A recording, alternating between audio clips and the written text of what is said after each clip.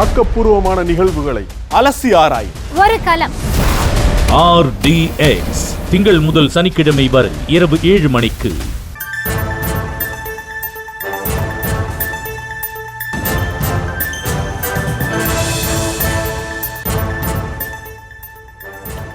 காட்சிகளை பார்த்து வருகிறோம். கடந்த 12ஆம் தேதி கிருஷ்ணகிரி மாவட்டத்தில் நடைபெற இருந்த அரசு நிகழ்ச்சி ஒத்திவைக்கப்பட்ட நிலையில் இன்று அது நடைபெற இருக்கிறது.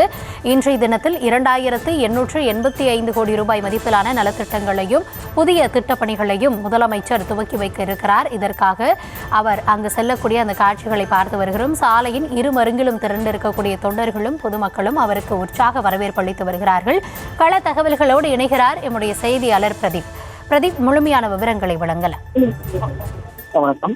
கிருஷ்ணகிரி மாவட்டத்தில் கடந்த 11ஆம் தேதி மற்றும் 12ஆம் தேதி 2 நாட்கள் நடைபெறுகின்ற முதலமைச்சரின் நலத்திட்ட உதவிகள் மற்றும் பல்வேறு நிகழ்ச்சிகள் தனிப்பட்ட காரணங்களுக்காக ஒத்திவைக்கப்பட்டது. இந்த நிலையில் அன்று தள்ளி வைக்கப்பட்ட நிகழ்ச்சிகள் அனைத்தும் இன்று கிருஷ்ணகிரி மாவட்டத்தில் நடைபெறுவதாக அறிவிக்கப்பட்ட நிலையில் நிகழ்ச்சிகளுக்காக இன்று காலை சென்னையிலிருந்து தனி விமானம் மூலம் ஓசூர் தனி விமான நிலையத்திற்கு முதலமைச்சர் வந்திருந்தார்.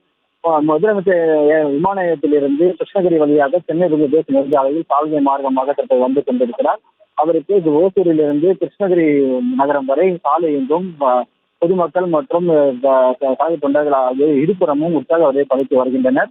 இதைத் தொடர்ந்து இன்னும் சற்று நேரத்தில் கிருஷ்ணகிரி வந்தடையும் முதலமைச்சர் கிருஷ்ணகிரி மாவட்டத்தில் சுமார் 2484 கோடி மதிப்பீட்டிலான புதிய நலத்திட்ட பணிகளுக்கு அடிக்கல் நாட்டி பணிகள் தொடங்கி வைக்க உள்ளார். மேலும் தமிழகத்திலேயே அதிகபட்சமாக கிருஷ்ணகிரி மாவட்டத்தில் சுமார் 85,000 பேருக்கு தமிழக முதலமைச்சர் வீட்டுமனை பட்டா வழங்கப்படுகிறது.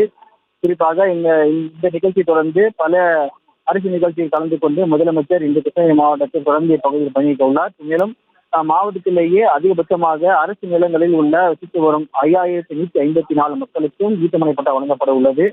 தொடர்ந்து இந்த நிகழ்ச்சியில் 2,23,013 பயனாளிகளுக்கு நலத்திட்ட உதவிகளை முதலமைச்சர் வழங்க உள்ளார்.